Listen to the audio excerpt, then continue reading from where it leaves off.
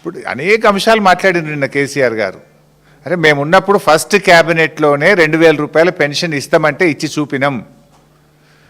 మరి నీ 4000 పెన్షన్ ఎందుకు ఇస్తలేవు? ప్రజలకు బాండ్ పేపర్ మీద రాసిచ్చినావు కదా, గ్యారంటీ కార్డు ఇచ్చినావు కదా, 2 ఏళ్ళు అయిపోయింది, 4000 పెన్షన్ ఏమైందని కేసీఆర్ గారు అడిగారు. దానికి సమాధానం చెప్పిండ్రా మీరు? ఎందుకు ఆ చిల్లర మాట్లాడుతున్నారు? మహిళలకు మహాలక్ష్మి 2500 ఇస్తామన్నారు, ఇంకెప్పుడు ఇస్తారు? 2 ఏళ్ళు అయిందని ప్రధాన ప్రతిపక్ష నాయకుడిగా వారు లేవనెత్తారు. What is the answer? ఎందుకు ఇవ్వడం లేదు? కాంగ్రెస్ పార్టీకి అపారమైన అనుభవం ఉన్నది, నిధులు ఎలా సమీకరించాలో ఎలా ఇవ్వాలో మాకు బాగా తెలుసని ఎన్నికల ముందు చెప్పింది కదా. ఏమైంది మీ అనుభవం? మీ అనుభవం అంతా దోపిడీకి, కమిషన్లకు, వాటాలకు, లూటీలకే సరిపోతుందా? అరే ఎరువులు దొరుకుతలేవు. బీఆర్ఎస్ ఉన్నప్పుడు ఆటో డ్రైవర్కి ఫోన్ చేస్తే ఇంటికాడ ఎరువుల బస్తాలు దించిపోయినరు, బాయికాడ దించిపోయినరు. కాంగ్రెస్ వచ్చినాక మళ్ళీ చెప్పులు లైన్లో పెట్టే పరిస్థితి వచ్చింది. మళ్ళీ యాపులేంది, మ్యాపులేంది, రైతుల్ని ఎందుకు గోసబెడుతున్నారు అని కేసీఆర్ గారు మాట్లాడారు. దానికి సమాధానం ఏది? అరే ఫార్మా సిటీ అనేటువంటిది ఎందుకు, దాని ఇంపార్టెన్స్ ఏందో కేసీఆర్ గారు చెప్పారు.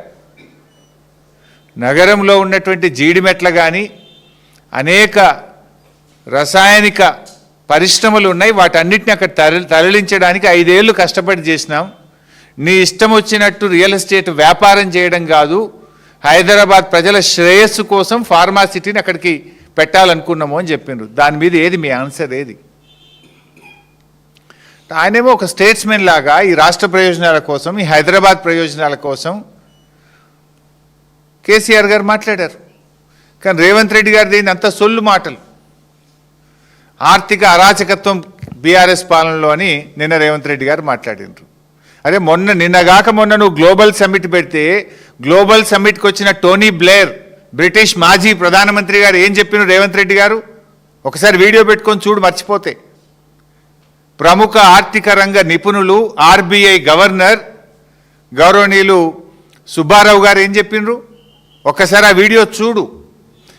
కొత్త రాష్ట్రమైన తెలంగాణ అద్భుతంగా ఆర్థిక ప్రగతిని సాధించింది, 3 రెట్ల జిఎస్డిపిని సాధించింది, 3 రెట్లు పర్ క్యాపిటా ఇన్కమ్ పెరిగింది అని కేసీఆర్ పాలనను నువ్వు పిలుచుకున్నటువంటి అతిథులే నిన్ను కూర్చోబెట్టి నీ సమక్షంలోనే చెప్పింది కదా. ఇంకా సిగ్గు లేకుండా ఏం మాట్లాడుతున్నావు?